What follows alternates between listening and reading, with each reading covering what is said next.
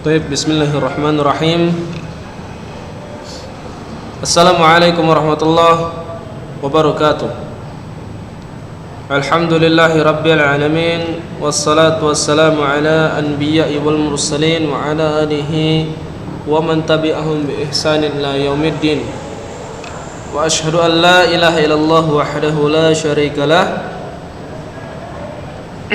wa ashhadu anna Muhammadan abduhu wa rasuluhu la nabiyya wa la rasulahu ba'dah. Amma ba'd.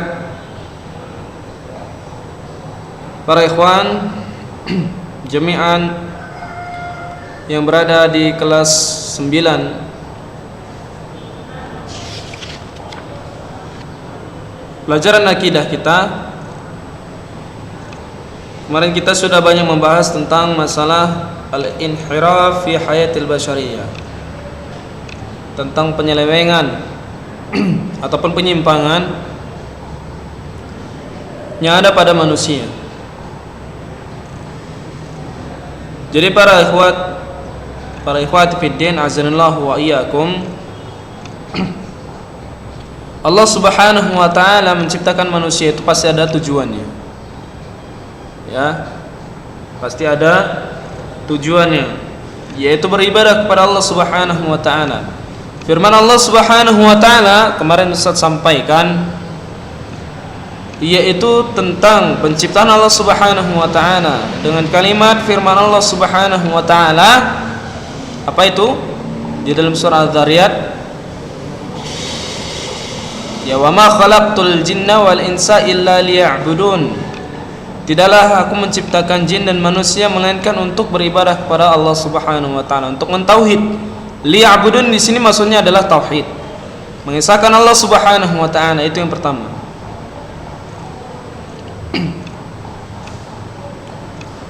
Jadi para ikhwan, ya, antum harus mengetahui ya, kita tujuan hidup itu untuk beribadah.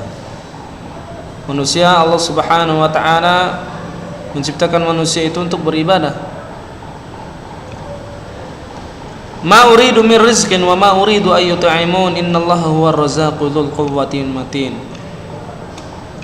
Ya, bahwasanya Allah Subhanahu wa taala itu enggak peduli mau kita kasih makan Allah, mau kita kasih rezeki kepada Allah Subhanahu wa taala, enggak butuh Allah Subhanahu wa taala itu semua. Kenapa? Innallaha huwa ar-razzaqu dzul quwwatil matin. Innallaha huwa ar-razzaq. Karena Allah yang memberikan rezeki kepada kita. Dan ketahuilah para ikhwan, Allah Subhanahu wa taala tidak akan menciptakan makhluknya melainkan Allah Subhanahu wa taala juga memberikan rezekinya. Nah, jadi semua makhluk yang Allah Subhanahu wa taala ciptakan di muka bumi ini itu ada tujuan. Dan juga Allah Subhanahu wa taala menciptakan makhluknya, pasti Allah berikan semua itu rezekinya.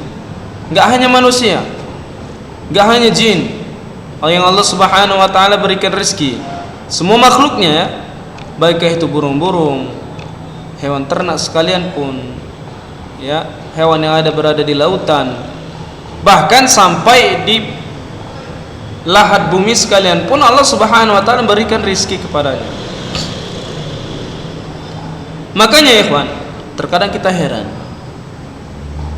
manusia sekarang banyak ngeluhnya. Kenapa? Karena pekerjaan. Mengeluh karena pekerjaan ini nggak boleh ya. Berapapun yang kita dapat itu harus kita syukuri. Karena terkadang manusia di zaman kali ini itu yang menjadi standarisasi ukuran rasa syukur mereka itu adalah ketika mereka mendapatkan uang. Benar nggak? Ini salah.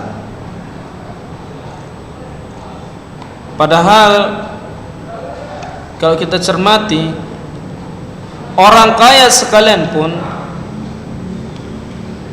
ketika Allah Subhanahu wa taala cabut sedikit nikmatnya,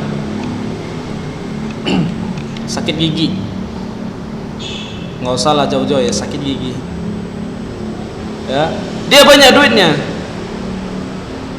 tapi tidak bisa merasakan nikmatnya makan hidangan. belum lagi yang sakit parah, ya.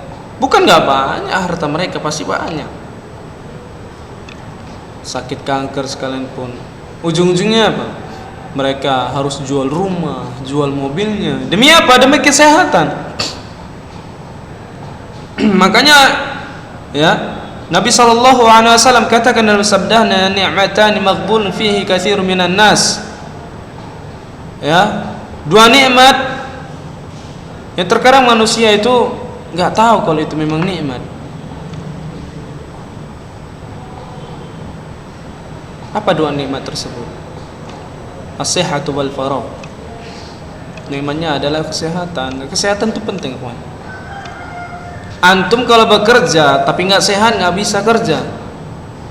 Tapi kalau antum sehat, insya Allah bisa kerja, mencari rezeki, berjualan, berdagang dan lain sebagainya. Baik para ikhwan. Kemudian juga kita semalam membahas tentang masalah agama Allah Subhanahu wa taala yang Allah turunkan ke muka bumi ini memang dilandasi dengan Islam. Dari kenabian Nabi Adam alaihissalam sampai kenabian kerasulan Nabi Muhammad sallallahu alaihi wasallam itu Islam. Mereka semua mendakwakan tentang Islam, ayyabuduhu wala tusyriku bihi syai'a. Mereka itu mengajarkan kepada para umatnya untuk beribadah kepada Allah Subhanahu wa taala dan meninggalkan segala bentuk kesyirikan.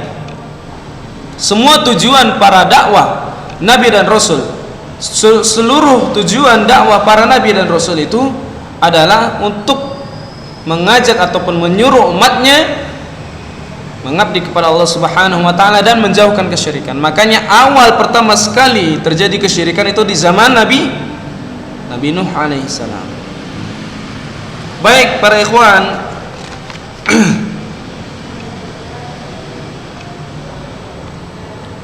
oleh karenanya ketika terjadinya kesyirikan,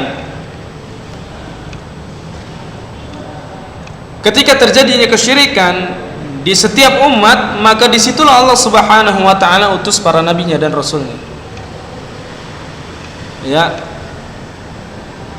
Jadi tujuan nabi dan rasul yang diutuskan oleh Allah Subhanahu wa taala itu adalah untuk memberantas kesyirikan. Karena sudah saking banyaknya ya umat manusia itu berbuat kesyirikan, maka Allah utus ya